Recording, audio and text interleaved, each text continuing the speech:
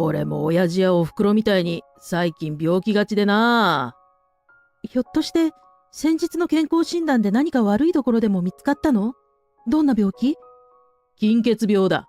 俺、もうちょっとで仕事辞めるし。これを SNS 上でつぶやいたらみんな大笑い。またたくさんのいいねもらったぜ。夫はそう言ってソファに寝そべりながらスマホをいじり、思うことをたくさんつぶやくのが日常だった。表現に自由があるからって、いくらなんでも SNS 上でこんなこと投稿する？ありえない。いいねの数、フォロワーの数欲しさに、夫のつぶやきは日に日にエスカレートしていった。私の名前はみひろ、33歳。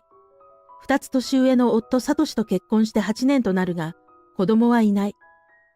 夫は秋っぽい性格もあって、なかなか仕事が長く続かない人で収入面が不安定だった。現実を見て、私は夫との間では子供がいない方が幸せなのかもしれないと考えていた。しかし私は、ここ数年は夫のモラハラにも悩まされていた。仕事でうまくいかないことがあると、決まって私に当たってきた。もうあの会社は限界かな。気分悪いわ。どうしたの？また例の上司に何か言われたの？俺ってどうしてこんなに上司がちゃ運が悪いんだろう。あんな奴らが定年までぬくぬくと居座り続けるからいけねえんだ。俺が上に立てば絶対あんな環境にはしないのに。さっき SNS でそのことつぶやいたら、共感できる人がいっぱいいるんだろうな。たくさんいいねがもらえたぜ。限界って、また辞める気なの？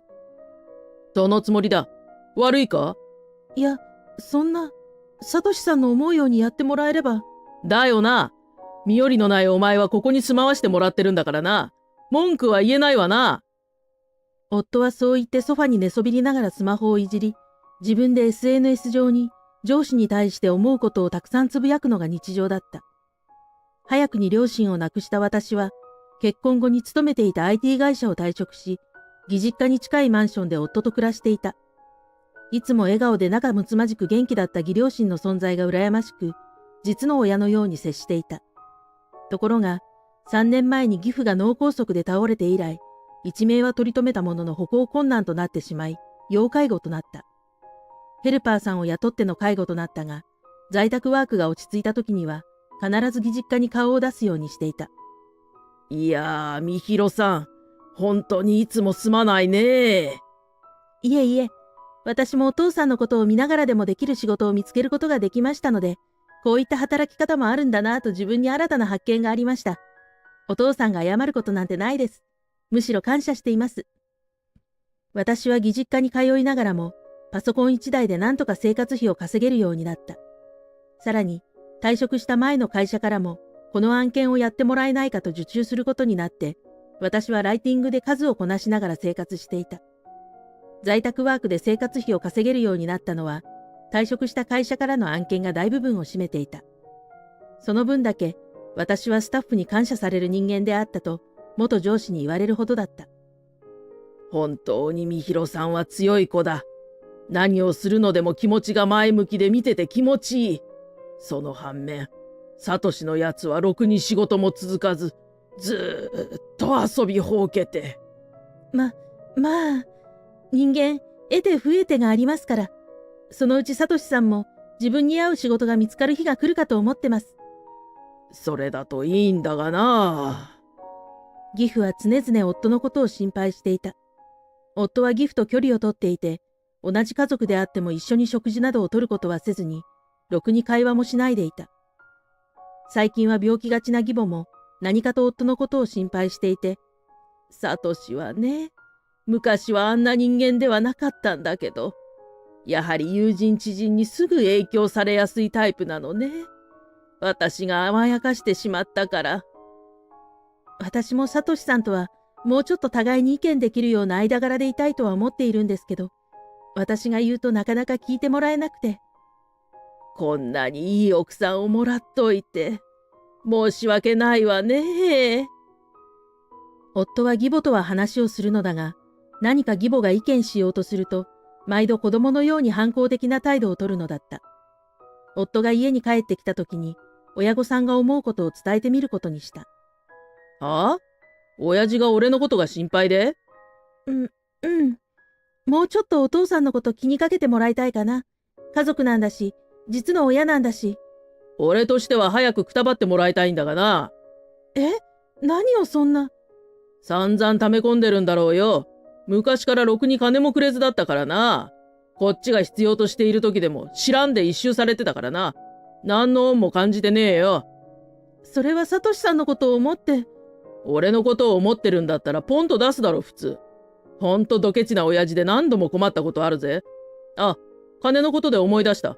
もうこっちから一切の生活費渡せねえから。え？どうして？俺も親父やお袋みたいに最近病気がちでな。ひょっとして先日の健康診断で何か悪いところでも見つかったの？どんな病気？貧血病だ。俺もうちょっとで仕事辞めるし。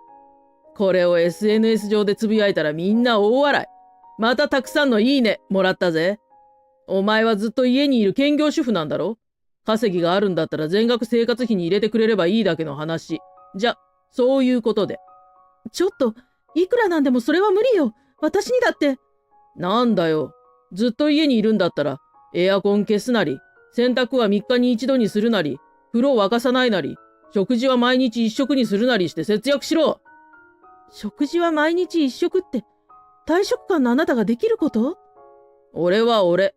体格的にちびすぎるお前には1日1食でも生きていけるだろ。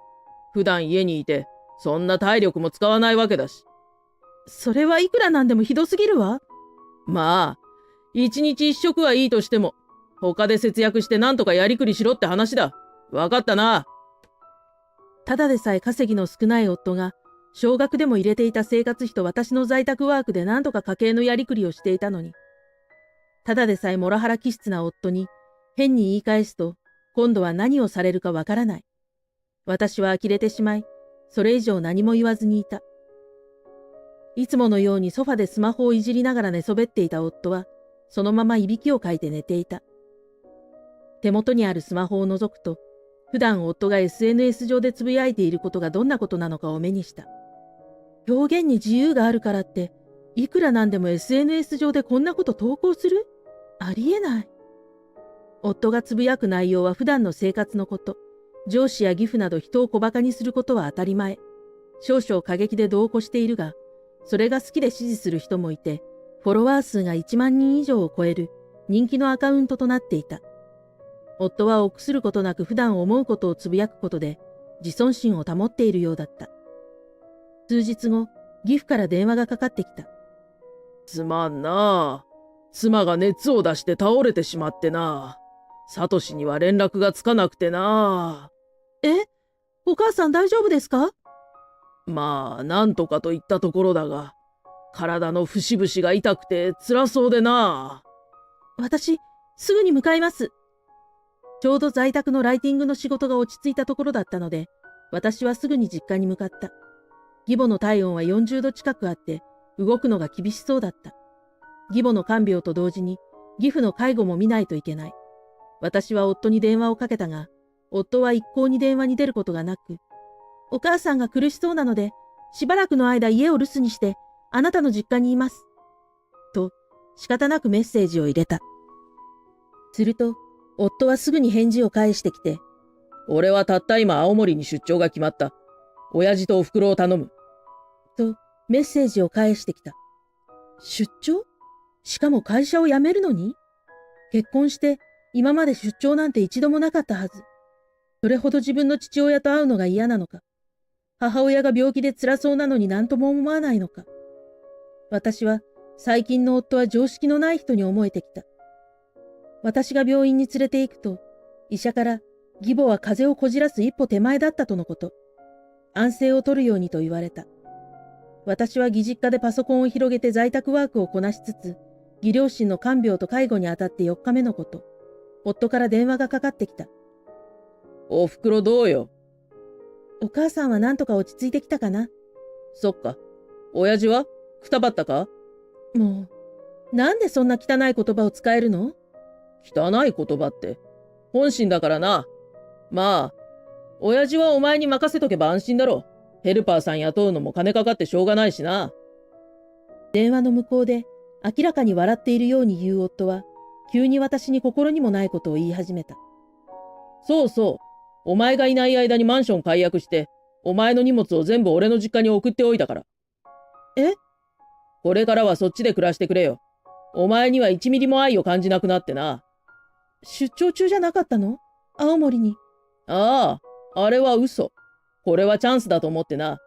お前の荷物がそっちに届けば、一時でもそっちに住まざるを得ないし。まあ困ることもないだろ。優しいなあ、俺って。あ、パソコンは見当たらなかったけどな。こっちでも仕事で使うから。ああ、そうだったんだ。それは失礼。まあ、とにかくお前とは離婚して、社長令嬢のお金持ちの女と再婚することにしたから。もう離婚届は提出してきた。離婚届も？ああ、そうだ。あなたって人はなんて身勝手なの？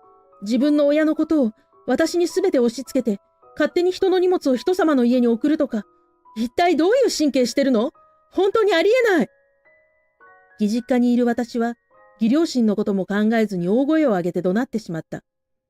今までの夫が私にやってきたことにずっと我慢していたのもあって、今、この場で、その怒りが火山の大爆発のように吹き出るのだった。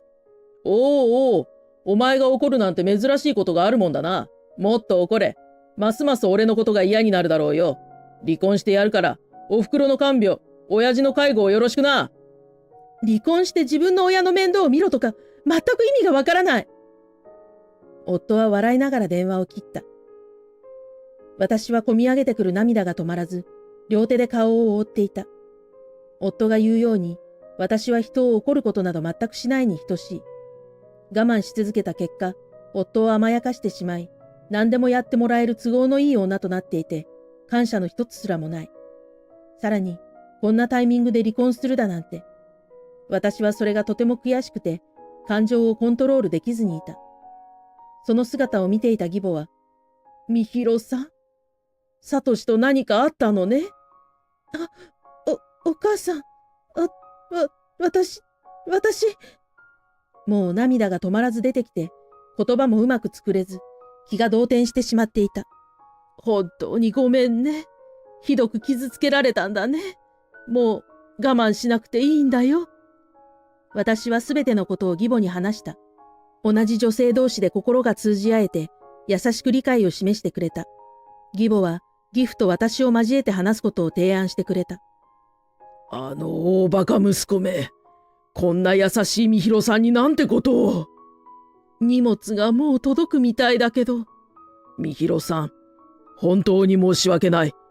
あんな身勝手なやつだとは思ってもなかった。私、どうすれば？しばらくはここにいてくれたらいいよ。母さん、わしはあの息子とは縁を切る。いいね。連絡してきても一切口を聞くな。私もそのつもりでした。すべての連絡を断つことにします。みひろさん、当然のことすぎて辛いだろうが、ここでゆっくりしなさい。わしらはずっと君の味方だ。ありがとうございます。私は前々から義両親に恩を感じていて、そのまま義実家に住むことになった。縁を切られてしまった夫は、もともと義実家にも帰ることもなく、義両親には連絡もしない人間だったので、何のダメージもないようだった。私はそんな能天気な夫に対し、必ず一矢を報いたいという思いが日に日に強まっていった。それから2年の月日が経った。義母はすっかりと体が良くなり、義父も介護は必要ではあるが、今では私が実の娘のように思えているようで、表情がとても明るくなった。私は義両親に毎日のようにありがとうと感謝され、身寄りがない私にとって、本当に自分の親と暮らしているようで、リラックスして生活できていた。義父の介護から一段落ついたある時、私のスマホに元夫から着信が入った。私は自分の部屋に戻り、通話ボタンをタップした。もしもし、みひろか？久しぶりだな。元気か？何のご用でしょう？何のご用でしょうって、そんな他人行儀なこと言うなよ。もうすでに赤の他人ですけど、会社が倒産しましたか？なんでお前が知って、いや、別に、倒産だなんて、そんな。別れてから2年目にして私の作戦がようやく花を咲かせた。2年ぶりに電話で話した元夫は、いきなり話のコアな部分をついてきた私に、動揺を隠しきれない様子だった。だって、SNS 上で思いっきりつぶやいてたじゃないですか。え？つぶやいてたって。つぶやくの大好きですものね。個別に DM するのはもっと好きですものね。ちょっと待て。お前ひょっとして。あなたがアカウントを2つ持っているのを知っています。1つ目はメインアカウント。2つ目はいわゆる裏アカウント。友人知人にはバレないと思ったのかな？つい昨日つぶやいた内容、すごく寒かったですよ。何でしたっけ？連帯保証人になって失敗した。うちの父さんのせいじゃないけど、会社が倒産した。かっこ笑い。でしたっけ？たくさんいいねがついてた割には随分と切実なご様子で。ちょっと、どうやって俺の裏垢まで。私は夫が SNS 上でつぶやきをやっていると気づいたときに、あの手この手を使って裏垢まで誘導されるに至った。それは、夫が個別にダイレクトメッセージすることで個人間のやり取りができるので、私は女子大生のふりをして接触していたのだ。社長令嬢である現妻のこと、そして現妻が会社を運営していること、会社の裏事情に至るまで全てを把握してた。夫が個別に女子大生のふりをした私に DM することで、私生活の情報が筒抜けだったというわけだ。ちょっと待て。お前のアカウント名は誰だ？どこのドイツなんだ？そうですね。じゃあ、私の名前を10回早口で言ってみてください。10回？みひろみひろみひろみひろみ。ひろみって、お前のアカウント名はひろみか？何の疑いもなく女子大生と錯覚して接してしまう。ほんとすごいですよね。しかも何かとしつこいし、毎晩パソコンに向かってあなたと会話するのが大変でした。じゃあ、まさか会社の裏事情も。あなたの会社は付き合ってはならない人ともお付き合いされてましたからね。世の中は詐欺に溢れ返ってますから、詐欺被害に遭う人を一人でも世の中から救うべく、警察に通報させていただきました。会社の裏事情のつぶやきやら DM がすべての引き金となり、倒産してしまったのだ。夫はすべて私の手の中で踊らされていたに過ぎなかった。ちょっと待て。あれはすべて嘘なんだ。ほら、ちょっと面白おかしくした方がいいねもたくさんもらえて、さらにフォロワーも伸ばせるだろ？今更何を言ってるんでしょうか。連帯保証人となってしまって随分と借金を抱えてしまい、これは最後の手段、親父に相談だとつぶやいていたではないですか。それはそうなんだけれども。そのつぶやき、お父さんにも報告しておきましたから。ちょっと、そんなことまで。お父さんは、詐欺師を息子に持った覚えはない。すでに縁を切っているし、もう関係ない。あとは野となれ山となれだと申しておりました。唯一の頼みの綱であった義父の預貯金額は、夫が考える以上に随分と蓄えがあることを、先日、直接義父から聞いた。その額は軽く10億円。遺書には必ず書いて、私にも分与するとまで言ってくれた。そんな、だったら財産分与をよこせ。婚姻中にお前が稼いだお金も受け取れるはずだ。財産分与は離婚してから2年まで有効です。もうあれから2年経ったのか？頼むよ。俺を助けてくれよ。借金の追っ手がしつこくて、逃げようにも逃げきれなくなったんだ。お父さんが言ってました。いつしか人に影響されやすい人間になってしまったと。今後はもっと自分を持って生きるようにしてください。待ってくれよ。